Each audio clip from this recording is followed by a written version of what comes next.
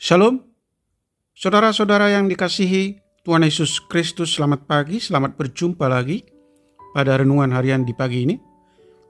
Damai sejahtera Allah Bapa dan sukacita Roh Kudus memberkati kita semua. Semoga kita dalam keadaan sehat dan dipenuhi sukacita damai sejahtera yang daripada Tuhan kita Yesus Kristus. Dan atas berkat pertolongannya kita dimampukan melakukan tugas pekerjaan kita masing-masing di sepanjang hari ini. Amin. Nas renungan buat kita hari ini, Senin, tanggal 16 Desember 2024, diambil dari kitab Perjanjian Lama, kitab Bilangan pasal 23 ayat 19, dikatakan demikian. Allah bukanlah manusia sehingga ia berdusta, bukan anak manusia sehingga ia menyesal. Masakan ia berfirman dan tidak melakukannya, atau berbicara dan tidak menepatinya? Demikian firman Tuhan. Tema renungan, Allah yang setia selamanya. Saudara yang dikasihi Tuhan Yesus Kristus, Allah bukanlah manusia yang selalu dapat berubah-ubah. Allah itu sama baik kemarin, hari ini, dan yang akan datang akan tetap sama. Tuhan tidak dapat diubah oleh siapapun dan oleh apapun seperti manusia. Di mana manusia yang bisa berubah pikiran, mengubah pendapat, mengingkari janji, mengubah rencana, dapat juga memutarbalikkan fakta demi kepentingan pribadinya.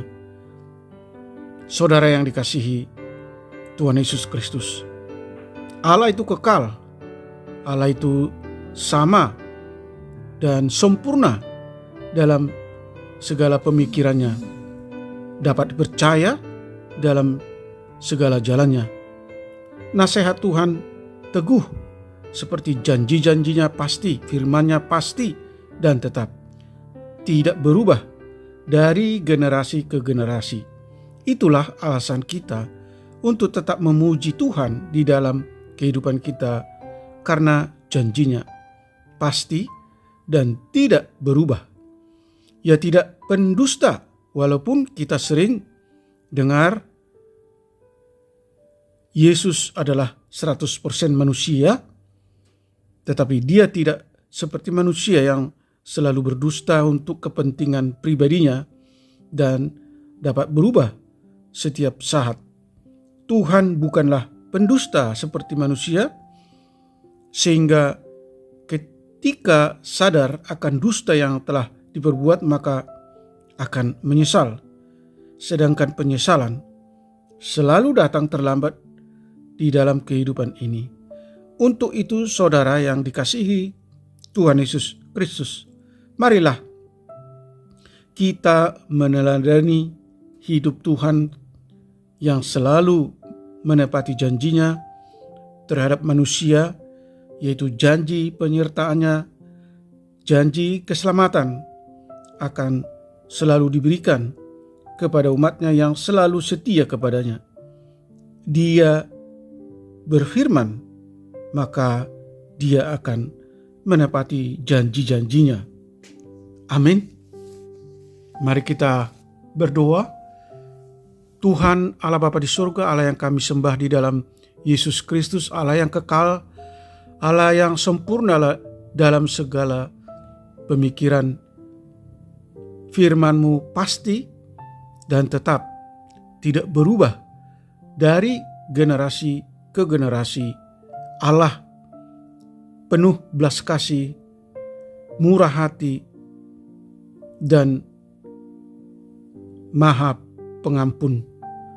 Meski dalam banyak hal kami tidak setia kepadamu, tetapi Engkau tetap setia kepada kami umat-Mu yang berdosa ini. Karena itu sepatutnya kami taat menyembah memuji nama-Mu, bersyukur atas perbuatan baik Tuhan, penuh belas kasihan, penyayang, panjang sabar.